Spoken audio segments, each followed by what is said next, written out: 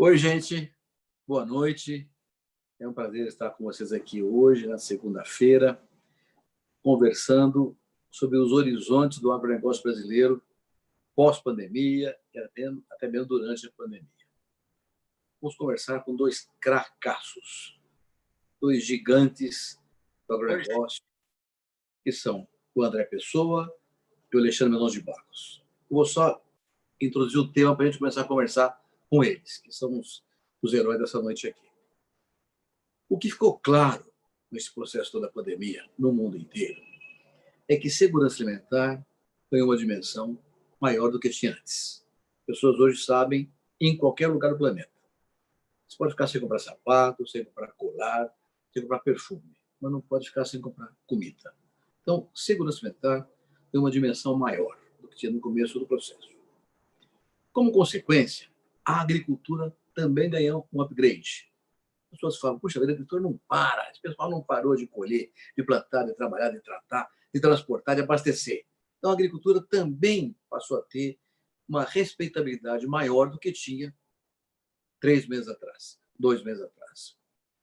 Esse fato, a circunstância da agricultura ter essa dimensão reconsiderada no mundo todo, pode levar a algumas consequências bastante óbvias.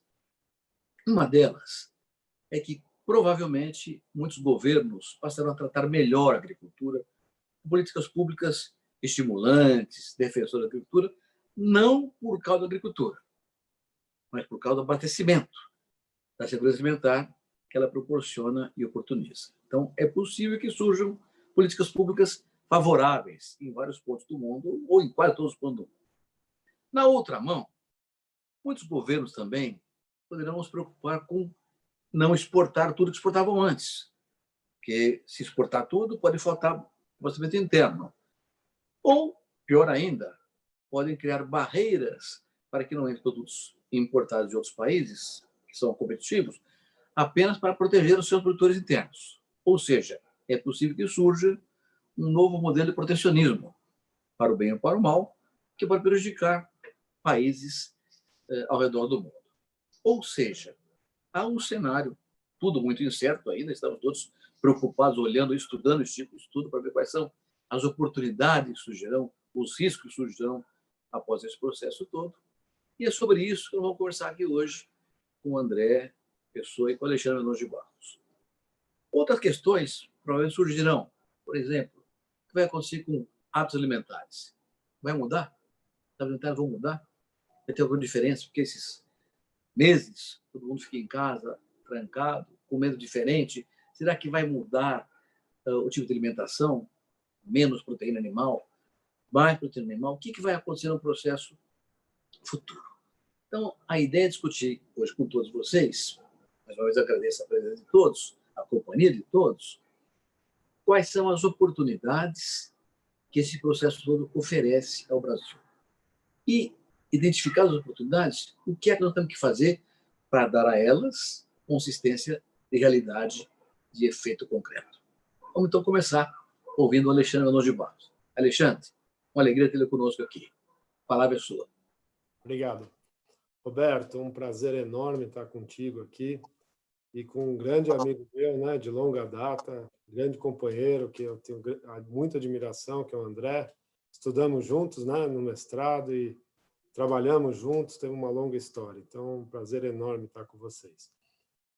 Eu acho que, talvez, para iniciar essa conversa, uma contribuição do olhar do que aconteceu no mundo nesses últimos meses. Na verdade, se a gente trouxer em retrospectiva, o ano passado já foi um grande choque, né, no sistema alimentar, porque a China passou por um problema muito sério, sanitário, na produção de suínos, e quase 40% do rebanho suíno, um pouco mais, provavelmente, foi reduzido, né, foi abatido por conta da peste suína africana, uma aceleração de abate, né, os produtores muito pressionados por aquele risco de ficarem presos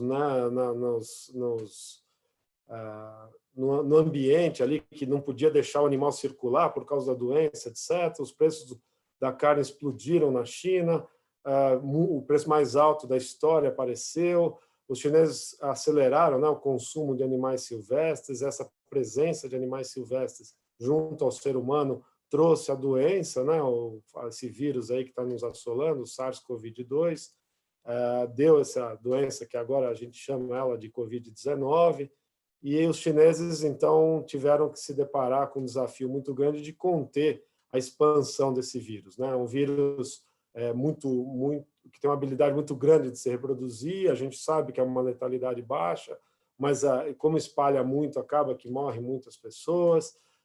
Os chineses, então, tiveram que fazer um lockdown, e aqui eu acho que eu queria só tirar a primeira implicação das paralisações que nós vimos no mundo, que elas trouxeram uma sucessão de um comportamento muito parecido que aconteceu na China, na Coreia, na Europa, nos Estados Unidos, está acontecendo na América Latina. De um modo geral, a gente viu, né, num primeiro momento, uma explosão nos preços dos alimentos, né? Você tem um problema no sistema de distribuição muito sério, colapsa, né, todo aquele consumo que é feito no que os americanos chamam do food service, né, restaurantes industriais, restaurantes que as pessoas vão, no nosso caso aqui, lanchonetes, né, padarias, e todo mundo sai comprando alimento no varejo, né, a pressão sobre o varejo gera uma alta de preço adicional, o sistema de distribuição não consegue dar conta de tudo e a gente vê um ciclo de alta muito grande. Passado umas 4 semanas, a gente começou a perceber que os preços de vários alimentos caíram, em boa medida por conta, né, do problema de renda. Alguns países já tinham formado estoques também. Ao mesmo tempo, o sistema de distribuição tenta se ajustar, né, vai conseguindo encaixar um volume maior de produto no varejo, muita entrega online. Roberto, você chamou a atenção desse aspecto, acho que vale a pena depois discutir o que pode mudar no sistema de distribuição de alimentos. E agora a gente está vendo uma terceira onda de alta de preços por uma enorme descontinuidade na oferta de alimentos em vários países, né? Bloqueio de exportação por alguns países muito relevantes, então, sei lá, trigo, que é a Rússia, o maior exportador do mundo, Ucrânia, super importante, começa a bloquear a exportação, a Índia, que é o segundo maior exportador de carne vermelha do mundo, os portos param, a gente está vendo na Argentina problema de exportação, porque o lockdown atrapalhou um pouco a fluidez das exportações, e agora, o caso extremo nos Estados Unidos, várias plantas, né, de abate de animais parando, tem planta com 550 pessoas doentes, né, do Covid-19, 17% do abate suíno já fechou, 6% do abate de bovinos, o preço disparou da carne, né, uma alta assim, sem precedentes, já começa os Estados Unidos a importar carne brasileira, a gente está vendo na Europa uma preocupação que os imigrantes não podem chegar para colher por causa da doença, os europeus preocupados que vai complicar a colheita, vai complicar o plantio, e, ao mesmo tempo que toda essa confusão está acontecendo, o Brasil batendo recorde de exportação. Acabou de sair o número de abril de soja, só para dividir, 16 milhões de toneladas, né, vindo de 9 do ano passado, um negócio inacreditável. Ou seja, nós brasileiros conseguimos construir uma história na nossa sociedade, eu diria, né, que alimento é saúde, alimento precisa chegar para as pessoas, não só no Brasil, como no mundo. Quer dizer, num certo sentido, a segurança alimentar vai além de produzir alimento, né? Vai produzir, processar e entregar esse alimento, né? Então, essa combinação de coisas, nós estamos tendo um desempenho espetacular e eu acho, sim, né? Não sei se seria talvez legal ouvir o André também, enfim, eu acho que o Brasil sai diferente dessa história, sai diferente com a sociedade urbana brasileira e sai diferente da percepção externa, né, que o Brasil tem competência e capacidade de, mesmo diante dessa pandemia, o sistema alimentar não parou e a gente está atendendo o mercado externo em níveis recordes, né? Então, realmente, acho surpreendente, Roberto, e acho que a gente vai ser recompensado por isso no futuro, sim. Alexandre, antes de passar para o André, fazer uma pergunta para você, né, na tua linha de raciocínio aí.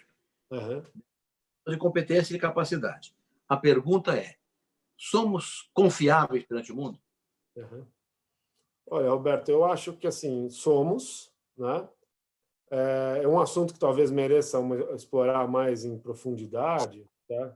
eu acho que a gente tem que ter uma política externa, né, de bom relacionamento, né? O Brasil tem que ser um país, olha, nós temos capacidade, temos recursos naturais, temos competência, desenvolvemos uma agricultura única no mundo, tropical, e nós estamos aqui para alimentar qualquer país, né? Nós somos um parceiro confiável para qualquer país, sem nenhum preconceito, ideologia, etc. Eu acho que nos últimos tempos tem um ruído aí na política externa brasileira que eu acho que causa desconfiança, né? Talvez um último comentário. Eu sempre digo isso: nenhum país sonha em depender de outro, né, no fornecimento de alimentos. Eles dependem porque a renda sobe, os recursos naturais não permitem, tá certo?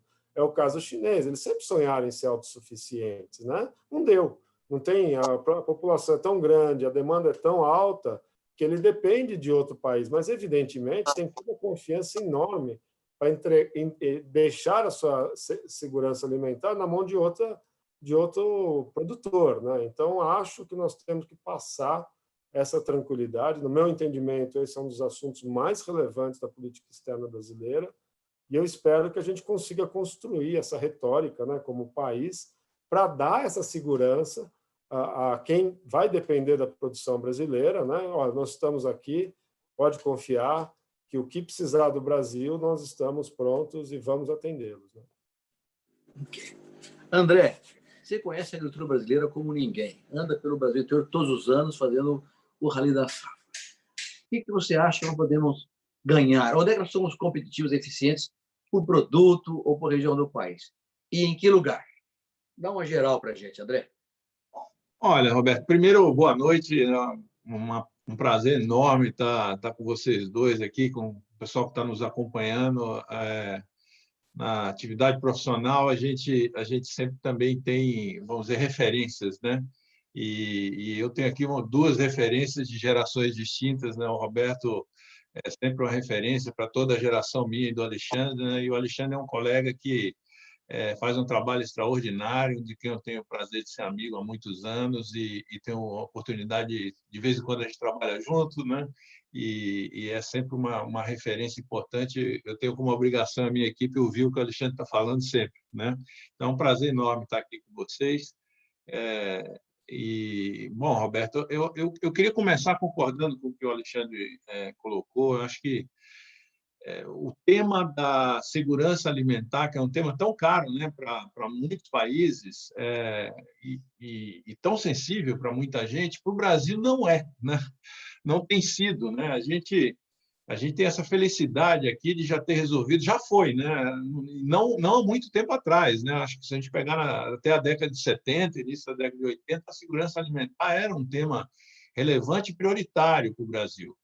É que as pessoas acabam esquecendo. A gente teve um sucesso tão extraordinário no agronegócio nas últimas 3, 4 décadas, que esse tema saiu da nossa agenda cotidiana. A gente já dá como líquido certo que teremos de segurança alimentar, mas não é uma situação confortável em muitos países, né? Então, eu acho que uma grande oportunidade que está posta, e concordo com o Alexandre, é exatamente a gente não apenas se colocar, vamos dizer, de uma forma mais visível e compreendida para a sociedade urbana brasileira, né?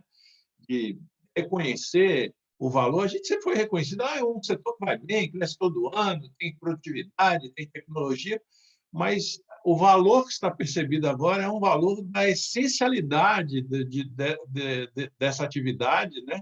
A gente sabe fazer tão bem feito, e fazer as 3 etapas: produzir bem, competitivamente, com custos razoáveis, com renda para quem está produzindo, com sustentabilidade, mas também conseguir processar de forma segura, né, de forma eficiente, e distribuir isso de uma forma também que não fique nenhum cliente desassistido. Um país continental como o nosso, com cidades espalhadas por todos os cantos, a gente não viu nenhuma situação de desabastecimento, como a gente está vendo agora, citado pelo Alexandre, nos Estados Unidos, na Europa, na Ásia. Então, assim, isso nunca foi um problema para gerações mais jovens. Mas eu acho que está posto agora essa possibilidade do Brasil se colocar também como a solução de segurança alimentar ou o complemento da solução de segurança alimentar para muitos países no mundo inteiro, né?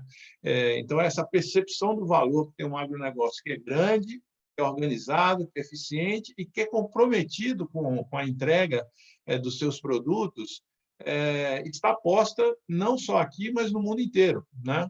Muita gente que não nos conhece direito, não sabe como a gente funciona, vai se interessar mais e conhecer o Brasil, ver, poxa, as coisas funcionaram no Brasil na hora do aperto, será que eu não posso ter um pouco mais de produtos brasileiros aqui, uma integração maior da distribuição e abastecimento de alimentos nesses outros países, com empresas e produtores e cooperativas brasileiras? Então, acho que é uma oportunidade gigantesca.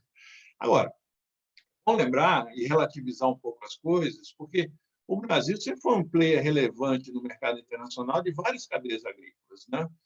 Com performance extraordinária em várias delas. Mas, quando a gente pensa na agricultura brasileira como um todo, a gente costumava ser, vamos dizer assim, o líder da Série B, né?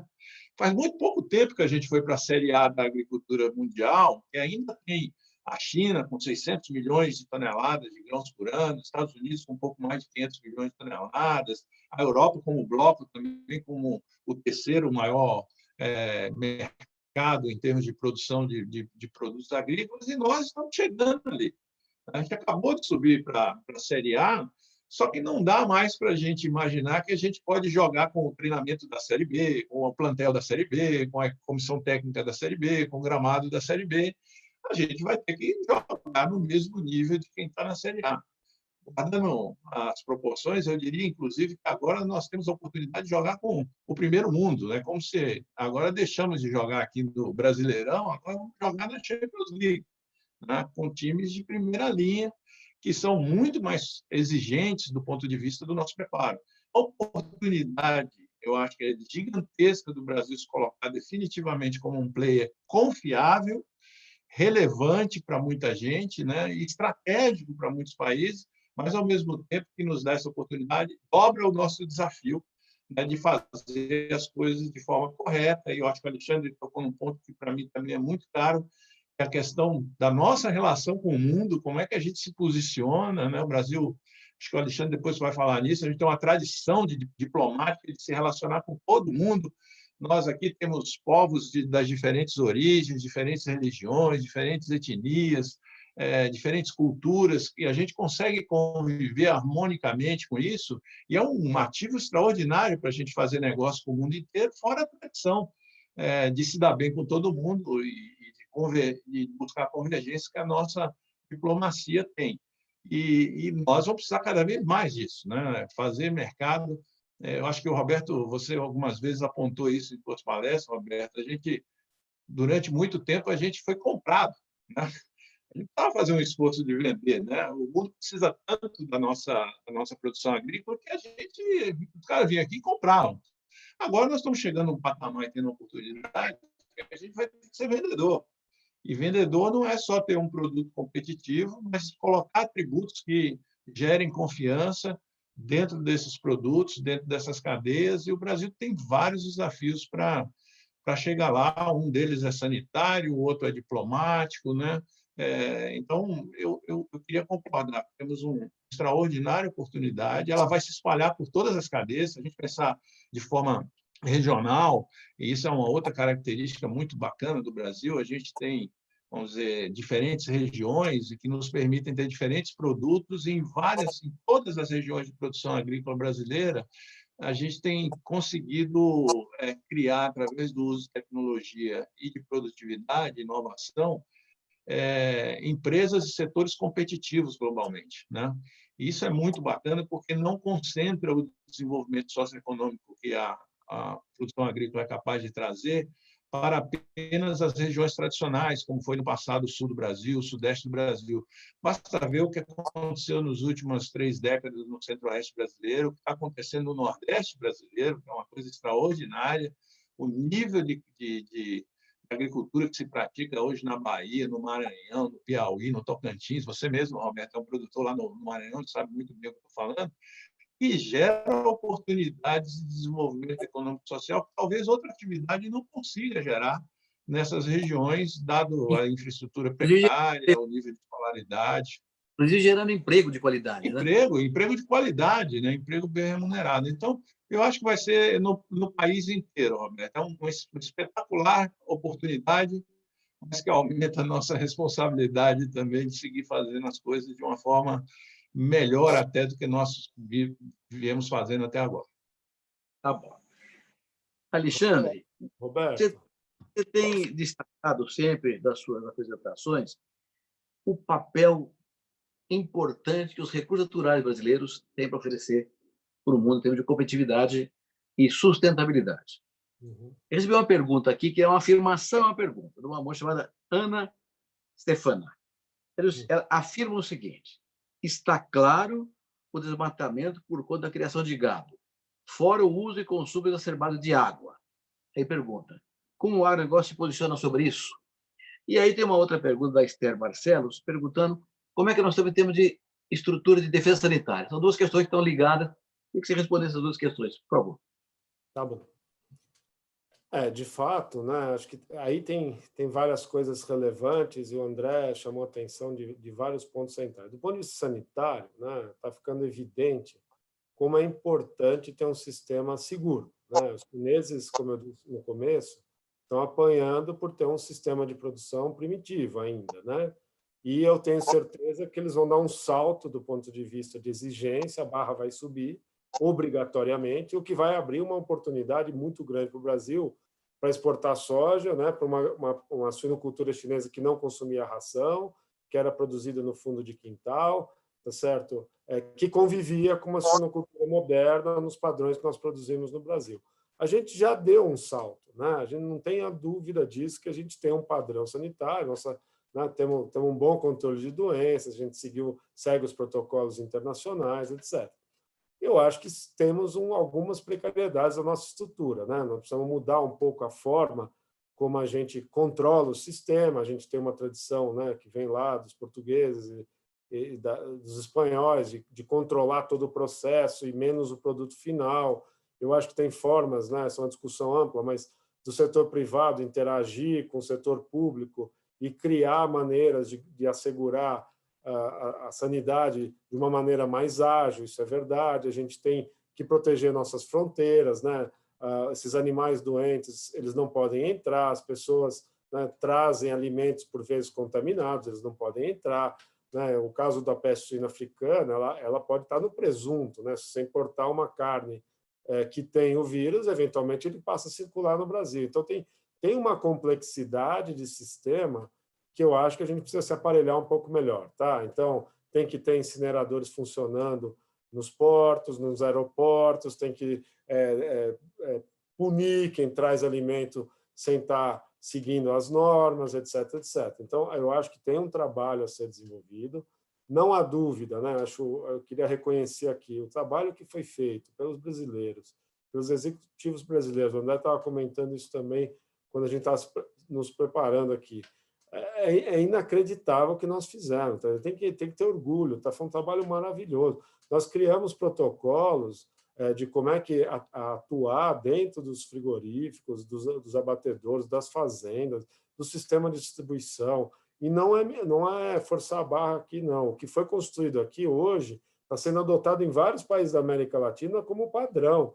Tá certo? Nós criamos isso em poucas semanas, né? Então, esse padrão de protocolo tem que seguir, tem que subir a régua, tá certo? Porque é isso que a gente precisa para se apresentar. Quanto às questões de recursos naturais, tá? Eu acho que a gente faz um belíssimo trabalho, né? A gente tem uma agricultura conservacionista, a gente criou uma regra ambiental, né, que preserva as nascentes, etc. Tá? Mas é verdade também que a gente tem um desmatamento ilegal muito forte, tá certo? Quer dizer, tem coisas que têm que ser coibidas no Brasil, né? Isso aí é crime, né?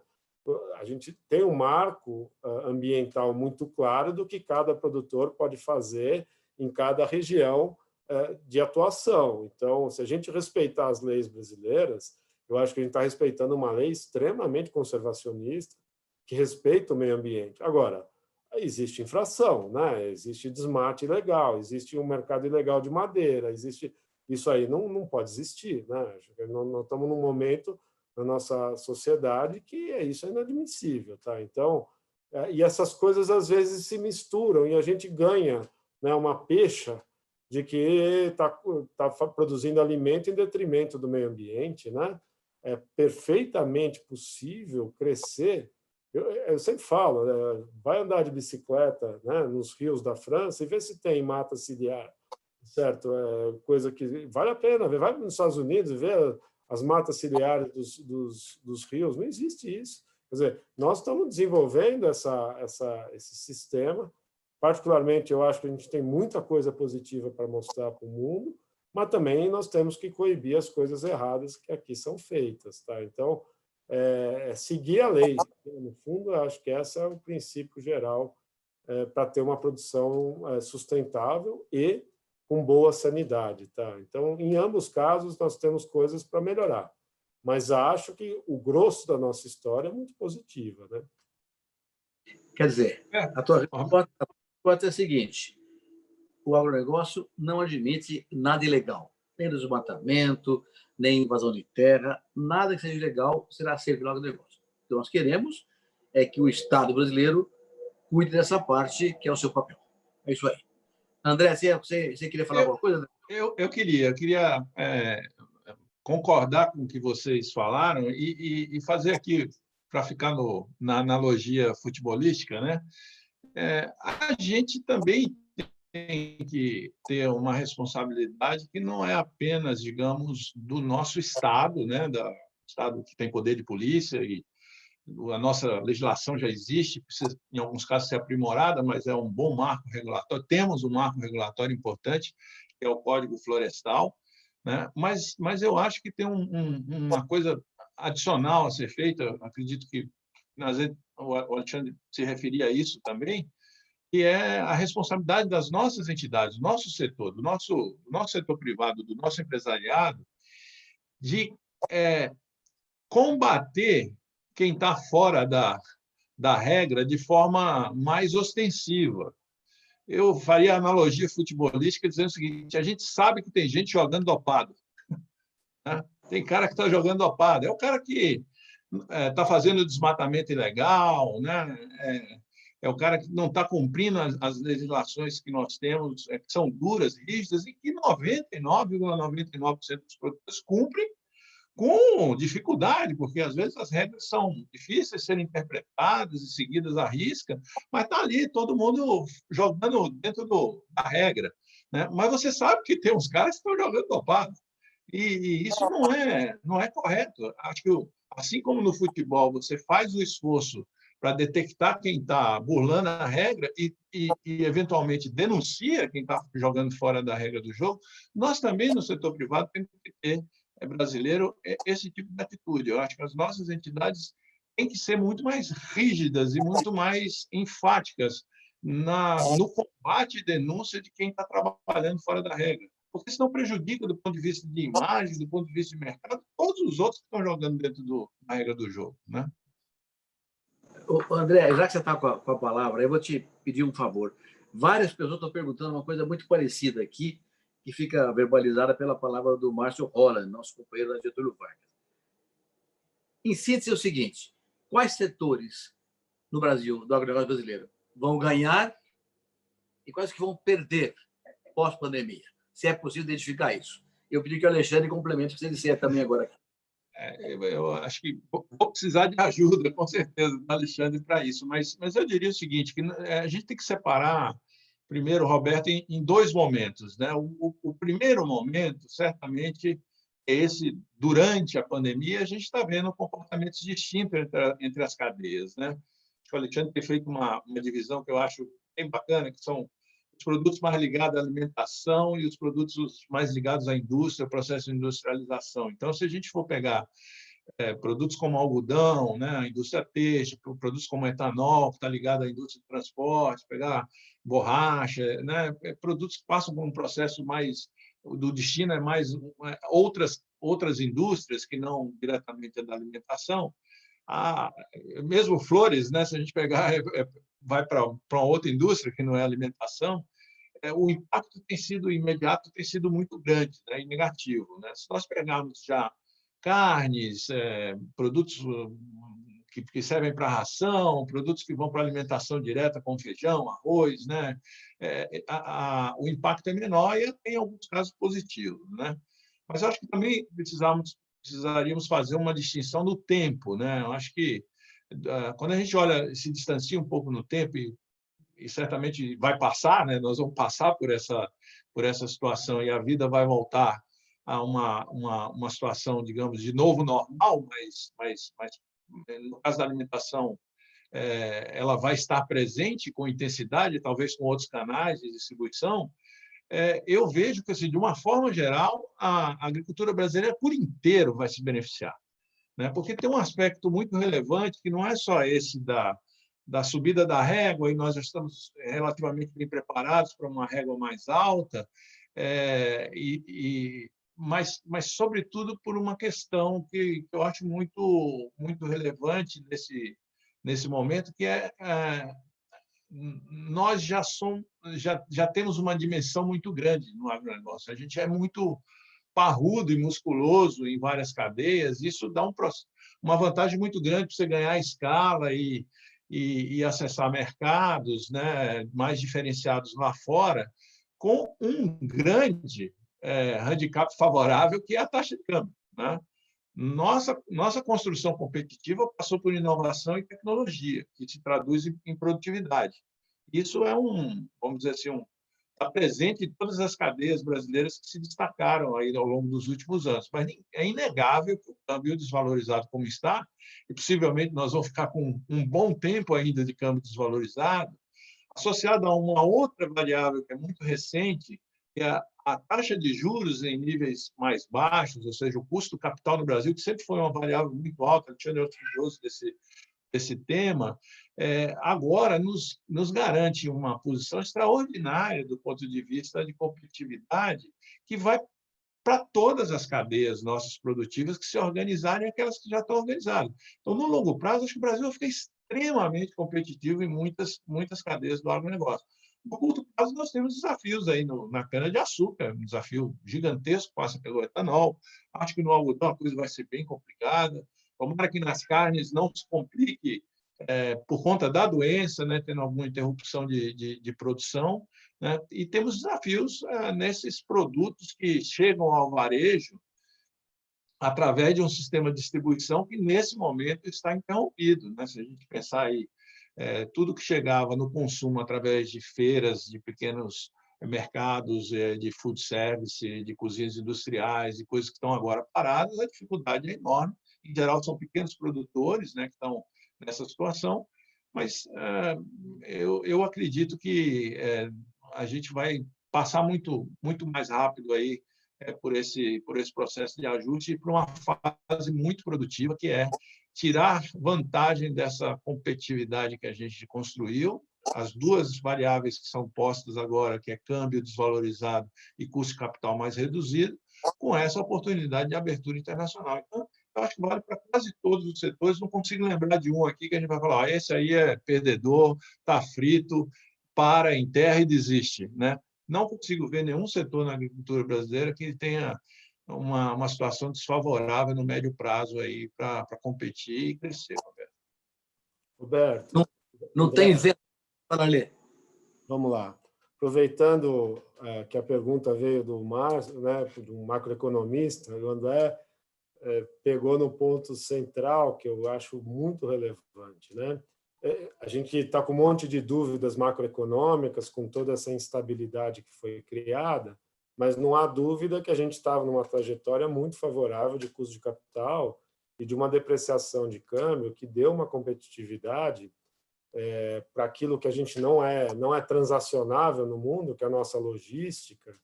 Tá? A gente está discutindo isso outro dia, quer dizer, é inacreditável. É a primeira vez na minha vida profissional que o custo logístico de tirar soja do Mato Grosso em dólar é semelhante ao do meio-oeste americano, com uma diferença abissal e estrutura logística que tem os americanos contra a nossa, né? Isso está dando, isso explica em boa medida porque também essa demanda maluca do mercado internacional no momento que as commodities caíram muito em dólar, né? O produtor americano, e muitas vezes o produtor brasileiro não entende isso, porque ele está vivendo nos grãos um excepcional momento. Os americanos estão tomando pau faz alguns anos já, aí uma situação muito difícil na agricultura americana, e aqui a depreciação do real trouxe uma condição muito boa. E tem um terceiro componente de sucesso da agricultura brasileira, é que, por ser alimento, né, embora tenha imposto, né, acaba que tem em cascata impostos incidentes sobre a agricultura, de um modo geral, é um imposto mais baixo do que em muitos outros setores, né? Então, essa combinação de juro baixo, câmbio depreciado e uma tributação, né, que no ano passado, por exemplo, ameaçaram voltar à tributação sobre exportação brasileira, que é o que os argentinos fazem, né? E a diferença entre o que aconteceu no Brasil e na Argentina é abissal, tá certo? Então, eu acho que a gente tem uma oportunidade gigante diante de nós. Se os preços relativos, né, ficarem do jeito que estão aí, nós temos uma vantagem muito grande. Isso traz um outro componente, aproveitando também a pergunta do Márcio, que eu acho que é o seguinte, muita gente já fala hoje, você veja, nós temos uma indústria de tratores que pode ser uma das maiores do mundo, estamos exportando trator, tá certo? Porque isso dá competitividade. Outro dia eu estava conversando com o pessoal do setor químico, de agroquímicos, né? Gente já falando, dá até para sintetizar algumas coisas aqui no Brasil, por incrível que pareça. E a gente pode crescer uma indústria de agroquímicos que tinha saído do Brasil de volta para a China, até porque muita gente está revendo essa posição da China como grande supridor nas cadeias globais, porque vocês viram o risco todo mundo viu o risco, que é interromper a produção chinesa e, eventualmente, comprometer a agricultura brasileira. E não é forçar a barra, é porque dá dinheiro fazer isso. Então, aqui a gente extrapola todo esse efeito multiplicador que pode crescer a partir, né, do recurso natural, a partir da agricultura. A gente tem uma capacidade muito grande de multiplicar isso. E eu acho que é isso, Roberto, uma das coisas dessa conexão com o mundo urbano, que, por vezes, as pessoas não se sentem conectadas ao agro sem saber, né, estão conectadas ao agro. Então, vamos pegar agora esse movimento, essa digitalização do agro, né? O André fez um ponto aí muito, muito importante. Você veja, nós estamos com um problema de uma ruptura, né? Os pequenos produtores de hortaliça passavam pelo Ceasa, e quem compra no Ceasa são os restaurantes que estão fechados. Então, você colapsou uma conexão muito relevante. A verdura que chega num grande varejo, que é quem teve que substituir o Ceasa nesse momento, ela é de produtores maiores. Agora, nós estamos vendo uma explosão na compra online no Brasil, uma tendência que já vinha acontecendo no mundo. Você conversa com o pessoal da Alibaba, né, na China, é assustador. Eles entregam meio quilo de carne em 3 horas para quem quiser, dependendo da cidade que está. Ou seja, e tudo online, tudo não se faz outra coisa. Esse conceito online permite, né, o que os americanos chamam de farm to table, ou seja, da fazenda para o consumidor final. Ou seja, o que permite isso? Permite você conectar através do mundo digital, né? Então, vai ter uma mudança muito significativa, na minha opinião, no sistema de distribuição de alimentos. E o Brasil é a 5ª população do mundo, né? Não é desprezível o tamanho dessa demanda interna brasileira. Então, eu entendo que nós vamos ver, além dos elos, né, mais objetivos de produção agrícola, que eu compartilho com o André, a demanda de etanol vai voltar, né? Borracha vai voltar, flor vai voltar, certo? Eu acredito que as pessoas vão voltar aos restaurantes a hora que o risco passar, tá certo? Mas, ao mesmo tempo, também provavelmente vão comprar mais online, vão cozinhar mais em casa, e isso é uma multiplicação de possibilidades, tá certo? E quando eu penso, por exemplo, na Getúlio Vargas, né, em todos os recursos humanos que estão sendo formados, no fundo, você tem uma possibilidade que vai muito além do campo, né? É uma multiplicação de serviços atrelados à produção, o renascimento de certas indústrias. Eu insisto, ninguém olha muito para ela, mas nós temos máquinas agrícolas sendo produzidas no Brasil que não devem nada para nenhum lugar do mundo. Aliás, exportamos para outros países do mundo, né? Então, incrivelmente, até uma industrialização né, uma reindustrialização ou crescer a industrialização de insumos que essa agricultura absorve, ela é perfeitamente viável. E se nós estivéssemos caminhando com uma estabilidade macroeconômica que mantivesse o juro baixo, o câmbio no lugar, tá certo? Por decorrência, e uma questão fiscal que não penalize tanto a questão tributária, eu acho que a gente reconstrói muitas cadeias de suprimento no Brasil, tá? Isso eu acho que é uma oportunidade que extrapola a nossa visão de produção agrícola estrito sensu, tá, Roberto? Não sei se eu falei demais, me desculpa. Não, está muito bom. Eu vou pedir para vocês resumirem um pouquinho nas próximas perguntas, porque o tempo está passando depressa demais. Tem duas questões que estão muito repetidas aqui. Aliás, tem várias, mas tem duas que estão muito centradas aqui. Eu vou passar para vocês dois tratarem das duas simultaneamente. Uma delas é a tecnologia. Você já falou sobre isso aí agora, na área de equipamentos agrícolas, insumos, etc. Mas, e você já falou também da questão da conectividade. Mas eu queria um pouco mais de densidade nesse tema. Conectividade, inteligência artificial, como é que as coisas vão acontecer no futuro imediato, já vai vindo aí. E, na verdade, vocês estão fazendo, eu estou colocando uma agenda para frente, tá certo?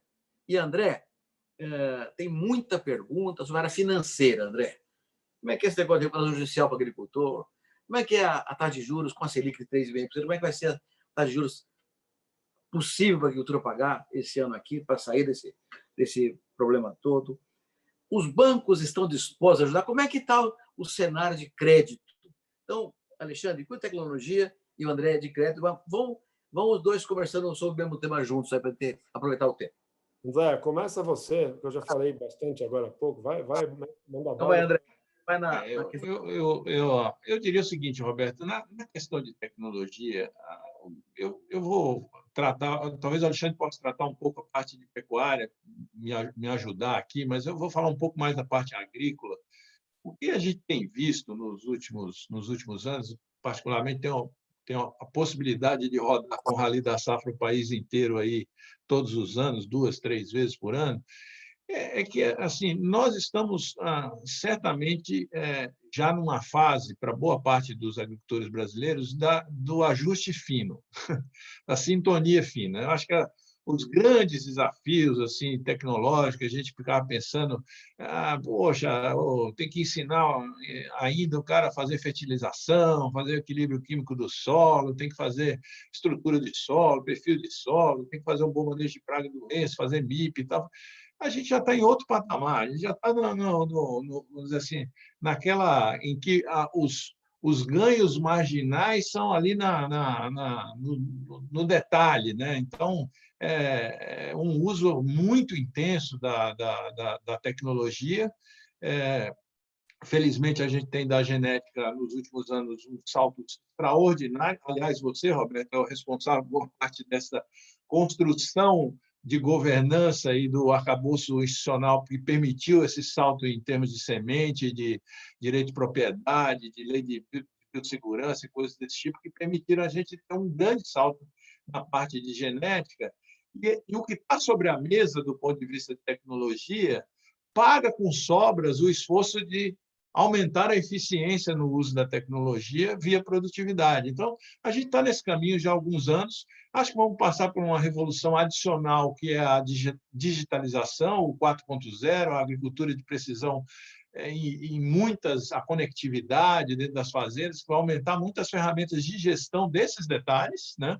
E pode nos dar um salto ainda maior de tecnologia nos próximos anos, né? Eu acho que essa questão de tecnologia está super bem endereçada no Brasil, a gente não deixa, acho que, a dever para ninguém, né? Agora, a parte digamos, de crédito essa oportunidade que está sendo posta, que é a gente dobrar de tamanho, né? Não estou falando disso, dobrar de tamanho em pouco tempo, né? Em termos de valor produzido, de valor exportado, de valor capturado, que eu acredito que vai se transformar também num aumento significativo do padrão de renda na agricultura brasileira. Ela tem dois grandes desafios. Um deles não é só o custo de capital, mas é a forma como o capital vai fluir para financiar investimento, para financiar operações. A exigência do ponto de vista de fluxo de capital de giro, de fluxo de caixa, vai ser muito grande, né? Até porque a gente gira 2, 3 vezes aí o nosso ativo dentro do ano, que é uma dádiva para o Brasil. Então, a gente precisa desses mecanismos e a gente vinha também aí numa direção muito boa. Nós estamos dando largos passos sob a liderança da ministra Tereza Cristina e sua equipe. A MP do Agro é um exemplo eloquente do que eu estou falando, da construção das bases mais sólidas para os capitais privados que percebem esse movimento tecnológico e de competitividade e de eficiência do setor agrícola e querem botar dinheiro nisso, porque sabem que é uma das atividades que representa pouco risco para o capital. Isso vinha fluindo, mas de vez em quando a gente tem uma surpresa e um retrocesso nesse processo, como é agora a questão das recuperações judiciais, que você bem lembrou. A gente está tendo uma avalanche de recuperações judiciais, né? Por uma fragilização da legislação em relação a isso. Infelizmente, não conseguimos resolver isso adequadamente na MP do Agro. Ainda estamos pendentes de uma nova legislação que deixe claro quais são as formas de acesso de um produtor rural, pessoa física, sem sobressaltos e sem susto para quem está financiando, de instrumentos que possam promover a sua recuperação quando de uma crise.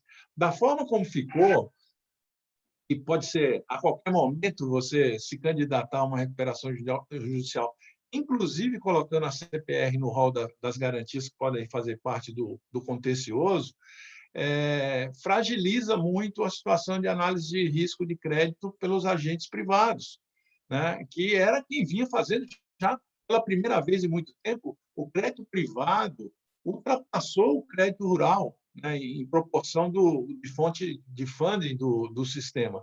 E agora nós estamos diante, desde novembro do ano passado, quando o STJ fez uma decisão no caso Pupim, do grupo Pupim, lá do Mato Grosso, nós criamos uma insegurança que, nesse momento, que é tão importante a gente ter esses canais de comunicação dos capitais privados funcionando adequadamente, porque ele é o que permite a venda antecipada, que é o antídoto que nós tomamos para as incertezas. Nós já estávamos, como o Alexandre apontou, na incerteza da peste suína africana, a incerteza da guerra comercial Estados Unidos e China, e agora temos a incerteza da Covid, de quanto vai ser o tempo necessário para recuperar os mercados. A vacina que a gente achou para isso é vender antecipada as nossas safras. Nunca vendemos tanto antecipadamente, nem nesta safra que estamos colhendo, e mesmo a próxima, de 2021. Para isso, precisa de crédito fluindo dentro do sistema, porque as operações de venda antecipada passam por estruturas, operações estruturadas que, lá no fundo, em geral, para os médios e pequenos produtores, sobretudo, tem a CPR como o coração, através das operações de barter.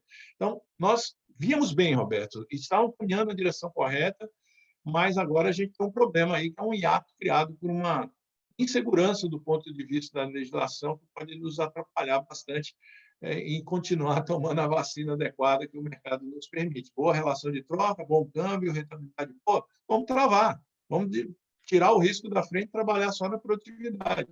Isso vinha acontecendo. Agora nós temos uma dificuldade. Entrou uma areiazinha nessa engrenagem aí, com essa questão da recuperação judicial e a forma como os tribunais decidiram interpretar essa questão recentemente.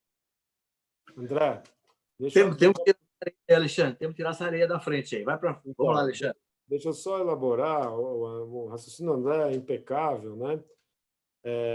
Para quem às vezes não acompanha o agro tão de perto, né? A CPR, a Célula do Produtor Rural, é uma, vamos dizer, uma invenção brasileira, no sentido que é uma coisa que nós criamos de uma inteligência. A gente recebe os estrangeiros, eles olham e falam, pô, mas que coisa, né?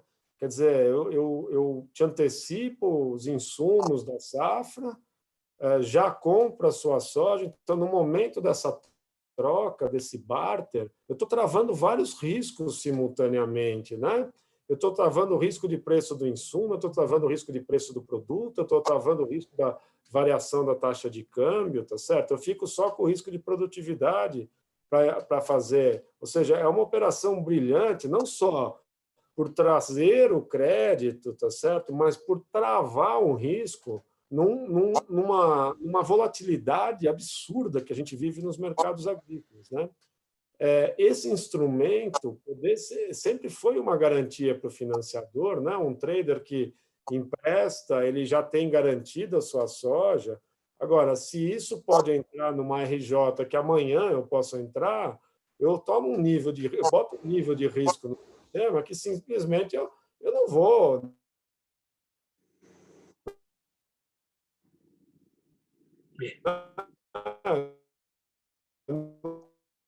Não tem essa garantia, possibilidade de uma trava. Nós vínhamos, no ano passado, num desenho, e veja, Roberto, como é que é importante construir instituições, porque nós vínhamos num desenho de muito crédito. Eu ouvi, em muitos lugares nos quais eu fui, produtores, líderes de produtores, dizendo duas coisas. Primeiro, o chinês precisa da soja, então faz o que você quiser que ele vai ter que comprar a nossa soja, como se nós fôssemos a última bolacha do pacote, tá certo? Não só temos nós no mundo. Nesse momento é verdade, mas isso não quer dizer que outros países não possam construir e competir conosco. É ignorância não olhar para o mundo para ver o que está acontecendo no leste europeu, tá certo? O que pode acontecer com a Colômbia em termos de produção de alimentos, tá certo? Olha para o mundo e nós vamos ver que tem concorrente aí que pode entrar. E a outra coisa que eu ouvia em demasia é: tem crédito para caramba, o juro está caindo, está todo mundo querendo dar dinheiro. O que aconteceu 6 meses depois dessa conversa, que saiu o negócio da RJ? Olha o tranco que nós estamos levando, tá certo? Não, a China continua precisando, é verdade, mas olha o desafio do crédito que nós temos diante de nós. Os spreads subiram, porque falta dinheiro, tá certo? E aí agora a turma está sentindo o calor, que é tomar uma decisão dessa e desconstruir uma institucionalidade que estava alinhando para o nosso potencial de crescimento futuro. Então, assim, é lamentável o que está acontecendo no Brasil, é muito perigoso, certo? É dessas coisas que não dá para brincar e quase inadmissíveis, tá? Então, eu acho que aqui tem um ponto, o André tem chamado muita atenção disso, tem liderado aí o debate, alguns fóruns aí que eu participo, e acho dos assuntos mais relevantes que estão diante de nós, e precisamos ter coragem para, sabe, dar um passo atrás e corrigir um erro que foi cometido aí, tá certo? Na minha visão, por uma leitura míope do que é o mundo, do que vem pela frente, etc. Tá? E só um ganchinho aí da questão tecnológica, que eu particularmente ando muito apaixonado por esse negócio de Big Data, de análise, né?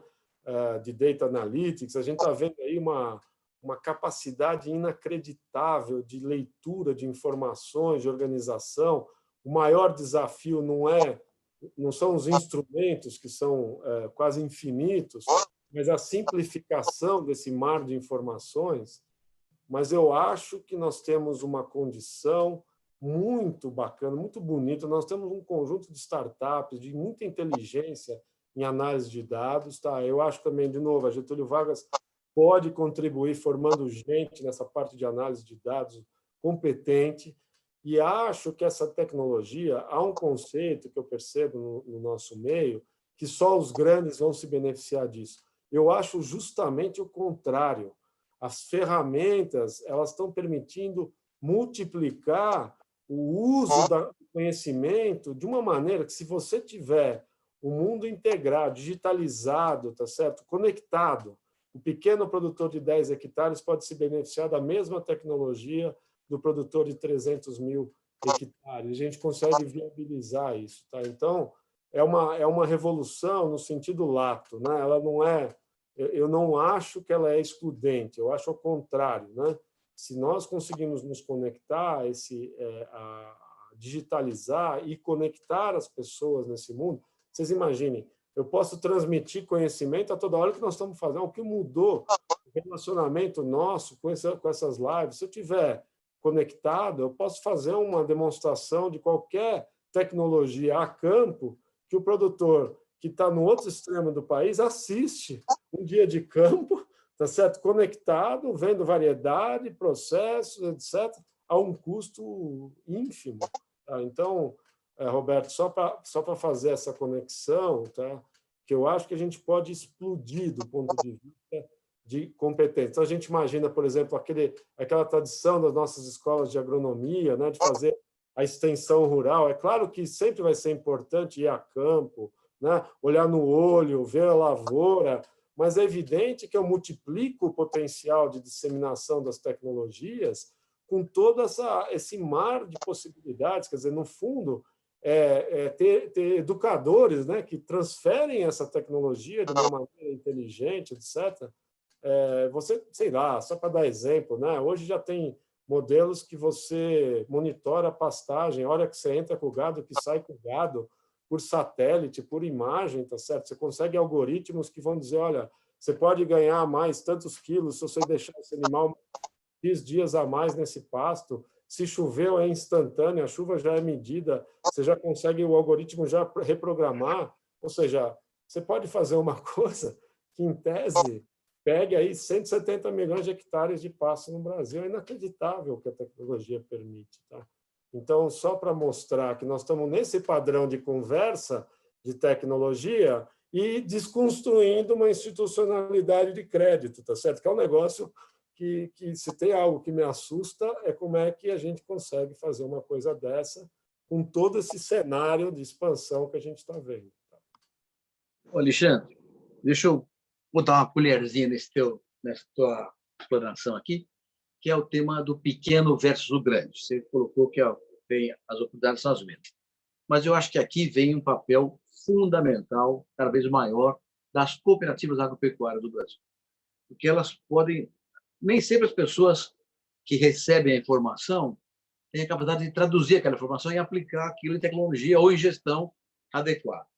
Então, eu vejo o cooperativismo como um instrumento extraordinário para esse processo. Aliás, é uma doutrina, é uma doutrina.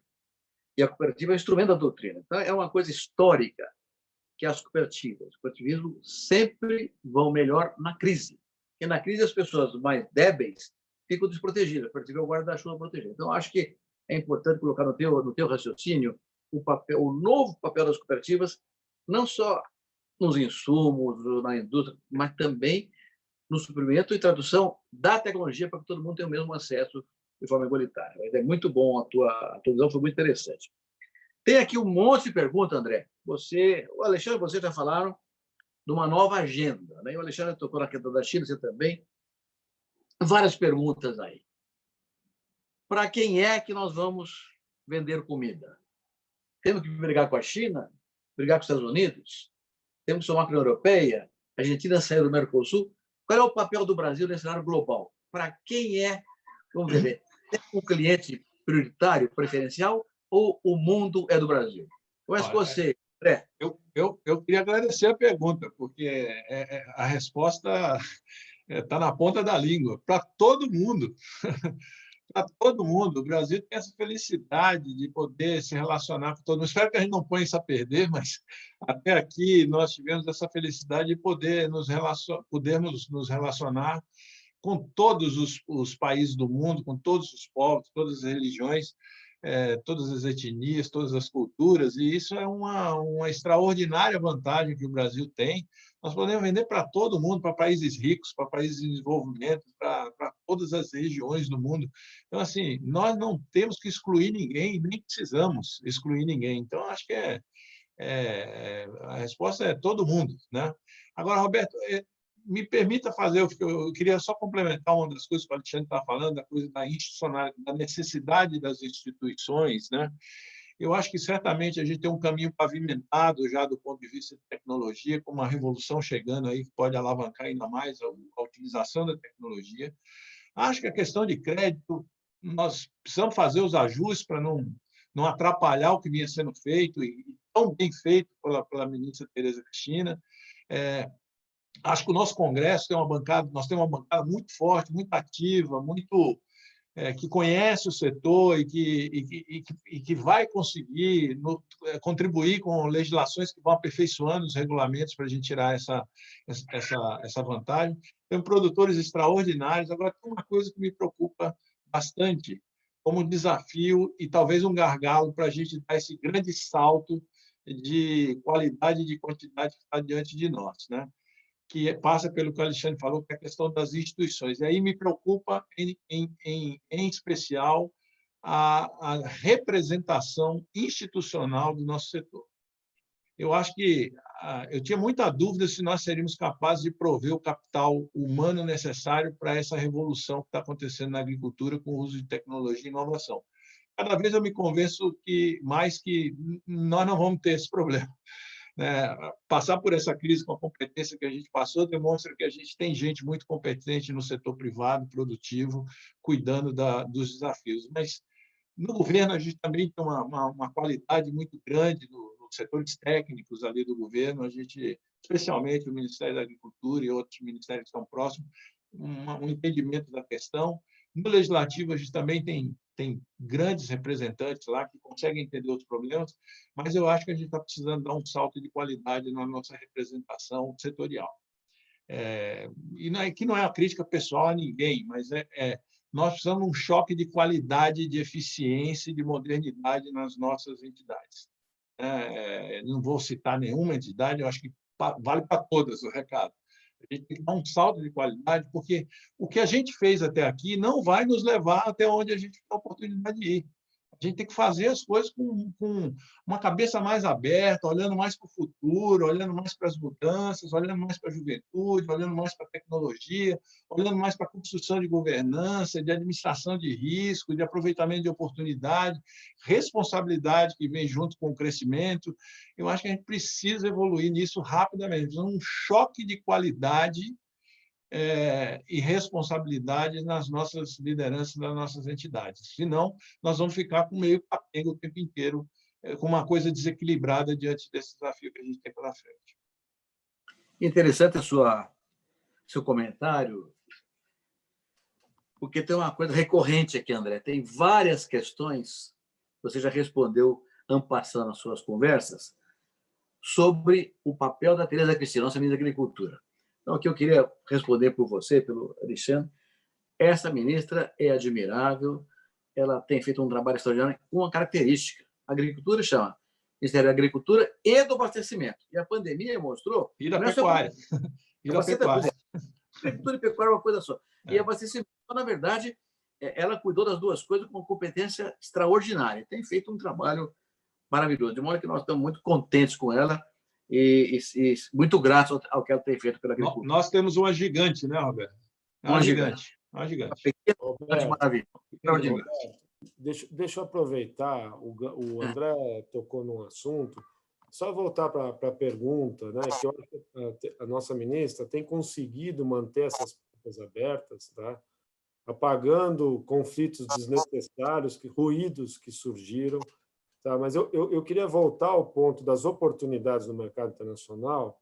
E quando a gente nós conversamos para preparar essa nossa live, eu me recordei das aulas do professor Guilherme Dias, né, que era, para mim, os grandes economistas agrícolas, que me ensinou muito. Né? E eu tive o privilégio de ser aluno de economia brasileira dele. E ele é daqueles caras que tem uma cultura que você não sabe de onde vai arrancando as coisas que ele vai falando, tá certo? Mas e depois trabalhando com alguns embaixadores brasileiros, quer dizer, a tradição nossa de relação com o resto do mundo é uma tradição portuguesa, tá certo? E é isso que eu me lembro das aulas lá atrás, de como é que o Brasil foi construído, tá certo? Portugal já não era uma potência econômica e militar, menos ainda, e conseguiu manter o seu território, e o território brasileiro, com muita habilidade diplomática. Essa é a tradição histórica brasileira, a tradição de estar bem com todos os países. A gente sempre teve líderes assim que conseguiram construir, né, essa imagem. O Brasil tem uma imagem muito positiva, né, perante o mundo. A gente viu, né, nos governos passados ter sido feito recentes, tá certo? Ter sido feita uma escolha, um certo anti-americanismo, um certo olhar mais para a China, e agora a gente está vendo o oposto, provavelmente, como ruído, né? Não é a grande história brasileira, mas há uma mudança nessa leitura, né, que me parece extremamente preocupante. Tá? Me agride como brasileiro essas escolhas. Eu acho que nós não precisamos encaixar, né, em quadradinhos, em briga que nós não podemos entrar. Nós não somos uma grande potência, tá certo? São outros jogos. Nós estamos numa outra e temos um papel geopolítico hoje no mundo da alimentação muito relevante. O Brasil é o maior saldo comercial agrícola do mundo, tá certo? Agora, quais são os dois grandes polos hoje de demanda de alimentos que o Brasil expande? É a Ásia, sem dúvida, e o Oriente Médio. São os dois mercados que nós, brasileiros, crescemos. A gente mantém uma presença na Europa. Só que a Europa incorporou o leste europeu, que, depois do comunismo, passou a ser um produtor muito relevante de alimentos. E, obviamente, para evitar até uma migração mais forte, eles priorizaram o leste europeu. Então, a Europa ela tem demanda para vários produtos que os europeus não vão produzir. Tá certo? Então, tem café, tem suco, a gente tem uma possibilidade de frutas, de crescer coisas mais sofisticadas, incrível. Tá certo? Ao mesmo tempo, vai continuar essa expansão de demanda violenta na Ásia. Não tem recurso natural. A maior parte da população vive lá, estão ficando mais ricos. Essa transição precisa da gente. Tem uma possibilidade enorme. Os árabes não têm recurso natural. Tá certo? Então, tem uma demanda. Os Estados Unidos, as pessoas não olham os dados comerciais americanos, mas o próprio governo americano, se você olha uma projeção de longo prazo, eles projetam que os Estados Unidos pode virar um importador líquido de alimentos, tá certo? Ou seja, dá para conectar melhor essa relação. E, obviamente, toda a América Latina, que já é compradora de produtos brasileiros. Então, assim, a hora que você expande, há obviamente, focos de demanda mais agressivos, que eu acho que é a Ásia, o Oriente Médio, mas especialmente a Ásia, tá certo? Mas as possibilidades são muito grandes. E insisto nesse ponto, quer dizer, nós não precisamos entrar em bola dividida. Basta seguir a tradição histórica da diplomacia brasileira. Quer dizer, eu tive o privilégio de trabalhar com alguns diplomatas brasileiros. O nível é espetacular, uma cultura, uma capacidade, tá certo, de agregar muito grande. E eu acho que para mim, nesse momento, de tudo que está acontecendo no Brasil, é o que mais me agride, são esses conflitos desnecessários, tá certo? E que a nossa brilhante ministra aí tem conseguido reverter, tá? Nesse momento, especialmente com os chineses, tá certo? Porque, lamentavelmente, talvez por ignorância factual, né, 80%, mais de 80% da soja brasileira hoje vai para a China, mais de metade da carne vermelha vai para a China, e tudo que nós não estamos precisando nesse momento, tá certo? É inibir o único setor que está dando certo, que pode ajudar o Brasil a sair dessa crise, tá certo? Só falta isso para atrapalhar esse desempenho brilhante que nós estamos tendo. Tá? Então, desculpa o desabafo, eu subi o tom aqui, mas é que realmente é de doer, né? Para quem é do ramo aí. Concordo com você plenamente. Nós temos que, infelizmente, ir caminhando para o final aqui. Então, vou fazer uma pergunta para vocês dois. A mesma pergunta para os dois. Eu vou pedir para você, Alexandre, também para o André, dizer, muito rapidamente, elencando 5 temas fundamentais numa agenda para o futuro. Não precisa que sejam 5 temas diferentes, não precisa ter 10 temas. Você pode dizer 5, a gente pode achar outros 5, mas pode ser 4 coincidentes. Então, eu queria que você começasse, Alexandre. Quais são 5 itens fundamentais, questões centrais, para que o agro brasileiro se transforme no campeão mundial da segurança alimentar? Depois, você, André, entra imediatamente na mesma pergunta com as mesmas respostas. Vamos lá. Olha, eu acho que nós já tocamos nos que eu sinto ser os pontos mais relevantes. Acho que essa política... Mas agora elenca no resumo. Eu vou organizar. Na minha cabeça, eu começaria por essa política externa, tá certo? Acho que a gente tem que ter esse espírito da tradição brasileira. Para mim, essa é uma pauta fundamental. Eu acho que tem uma segunda pauta fundamental, é a pauta sanitária. A gente tem que ter um padrão sanitário que dê garantias ao exterior, tá certo? Que nós temos uma produção saudável, de bom padrão, que respeita as normas da Organização Mundial de Saúde Animal, etc., etc. Tá? Eu acho que essa questão sanitária ela é uma prioridade. Acho que nós tocamos no ponto aí de conectividade, e isso é uma interface com o Ministério de Infraestrutura, quer dizer, o desenvolvimento depende, obviamente, de telefonia, depende de investimentos pesados que estão fora da agricultura, tá certo? Mas a conectividade é uma política central, tá certo? Que faz parte de uma quarta questão muito relevante, que é todo o leque de infraestrutura, tá certo? E para mim o quinto ponto é essa questão de sustentabilidade. Tá? Eu acho que isso é um assunto que vai ter muito peso. Depois dessa confusão toda, mais ainda, nós temos que manter e criar essa consciência de mostrar para o mundo, tá certo, que nós somos sustentáveis, mas não admitir casos lamentáveis que ainda existem no Brasil. Não adianta tapar o sol com a peneira. Essas coisas aparecem e cobram custo a médio prazo. Tá? Então, acho que seriam esses 5 pontos na minha cabeça. E pode dizer que conectividade seja um ponto de tecnologia. Não seria tecnologia. Certo. André. Roberto, eu vou tentar falar algumas coisas diferentes, porque eu concordo com tudo que o Alexandre falou, para não ser repetitivo, tá? Mas eu chamaria atenção para um aspecto assim que para mim é bastante caro, que é a questão de, vamos dizer, desenvolvimento de um contínuo e rápido aprimoramento legislativo. Eu acho que a gente ainda tem um estoque muito grande de coisas antigas que não fazem mais sentido no agronegócio atual, da forma como as nossas cadeias produtivas estão organizadas. Então, acho que tem que fazer um esforço e acelerar essa agenda. A gente fala tanto nas reformas macro, né, no Congresso, mas tem um monte de reforma micro que precisa ser feita dentro do nosso agronegócio. Algumas passam por leis, outras são simplesmente... e aqui queria chamar a atenção, o ministro Blairo, antes da ministra Tereza, deu início a um olhar muito forte nessa coisa de buscar aquelas portarias, aquelas legislações, aquela coisa infralegal que muitas vezes atrapalha e cria custo desnecessário, burocracia desnecessária.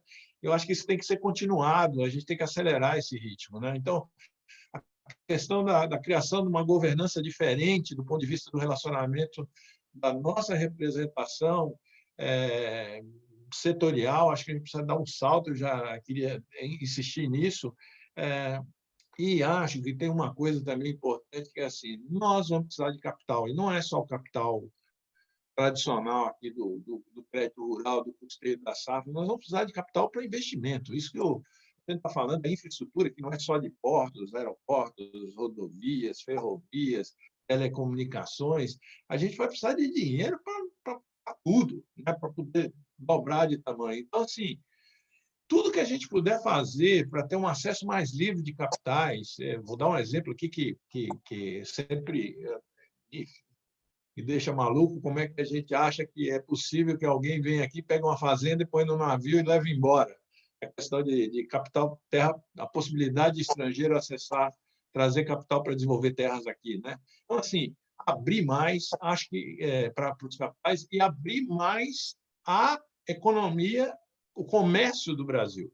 Se a gente quer virar um grande exportador, maior do que a gente já é, e o mundo está nos convidando para isso, a gente vai ter que abrir para entrar em outras coisas aqui. Não estou falando só de produtos industriais, manufaturados, estou falando de produtos agrícolas também. Eventualmente, nós vamos ter que algumas cadeias aqui ter que ser expostas. É lógico que não estou falando de uma ruptura unilateral feita vamos dizer, do dia para a noite. A gente pode fazer isso de uma forma organizada, combinada, negociada. Acho que o acordo com a União Europeia é um grande começo para esse processo, mas nós vamos ter que ter uma economia mais aberta. Quem mais ganha com a economia aberta no Brasil é o setor do agronegócio.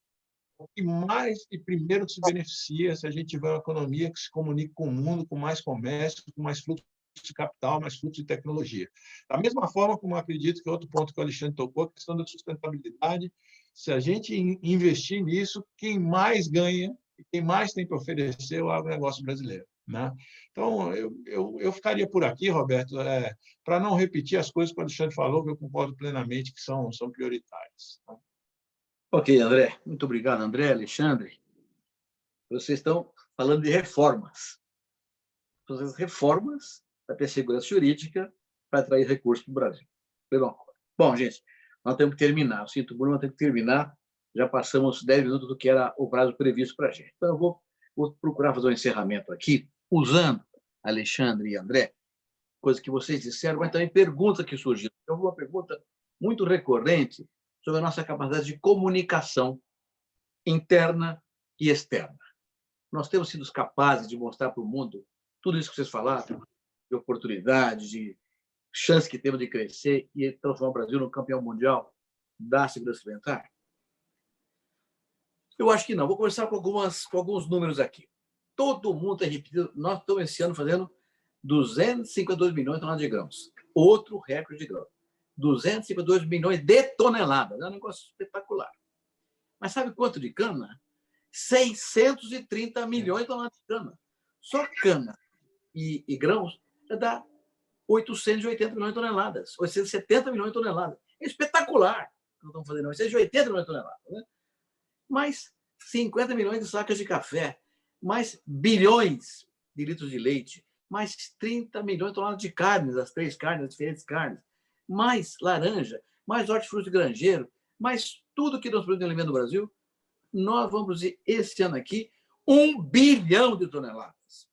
Nem nós falamos isso para a gente. 1 bilhão de toneladas, sem falar em eucalipto, em pinheiro, fazer papel, não, alimentos. 1 bilhão de toneladas. É um número espetacular. Nem nós sabemos disso. Né? Então, eu acho que a gente tem tido uma certa incapacidade de mostrar para o mundo e para nós mesmos internamente essas características do agro brasileiro sustentável, que vocês colocaram muito bem aí.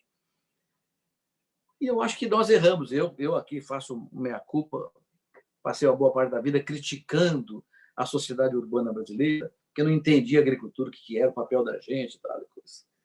Bobagem, bobagem. Eu sou agricultor.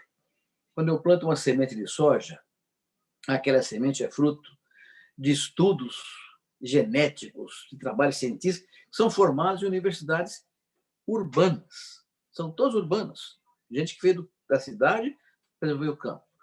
Um trator é produzido numa fábrica urbana, assim como a plantadeira, assim como o caminhão vai transportar o adubo, a semente. O adubo é feito numa fábrica urbana. O defensivo, fabricado na área urbana.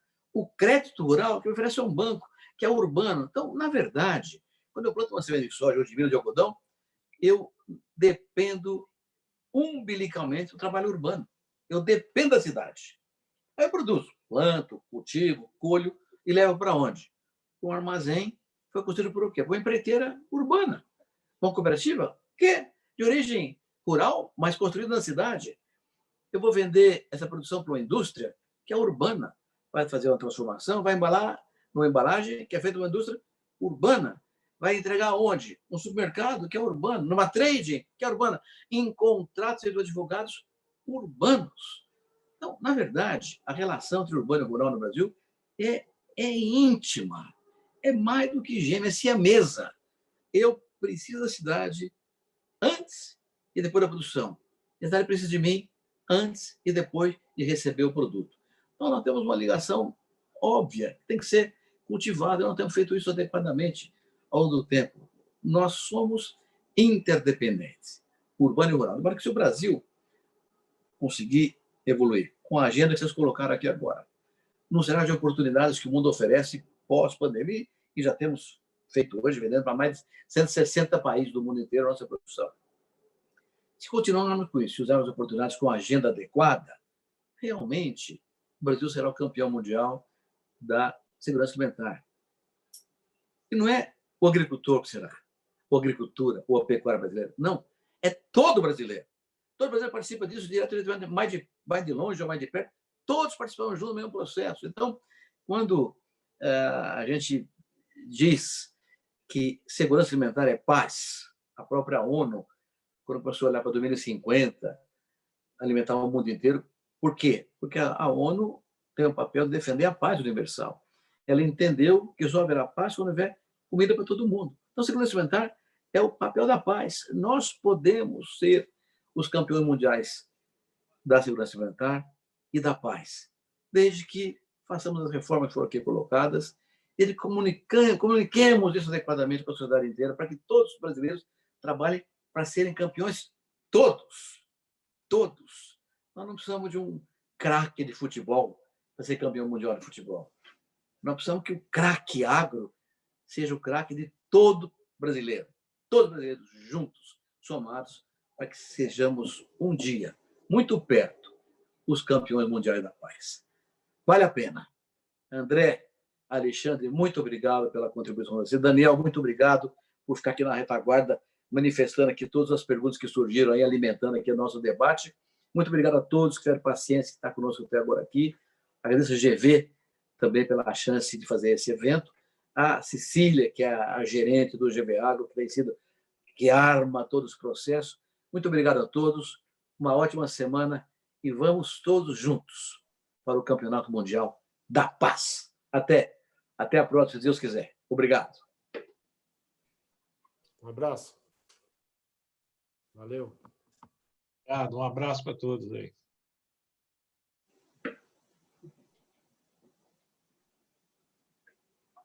A Cecília que ajudou a organizar? Ela que organizou. Ai, que bom.